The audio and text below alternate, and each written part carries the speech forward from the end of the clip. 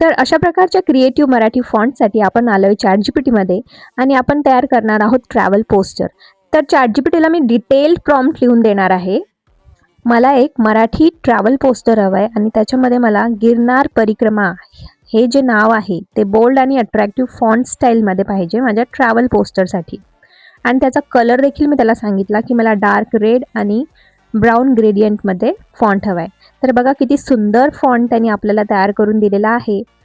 या डिझाईनमध्ये जर तुम्हाला कलर आणि ॲस्पेक्ट रेशो एडिट करायचा असेल तर तुम्ही सांगू शकता, किंवा मी सिम्पली डाउनलोड करून घेणार आहे आणि ते तुमच्या मोबाईलमध्ये सेव्ह होऊन जातं.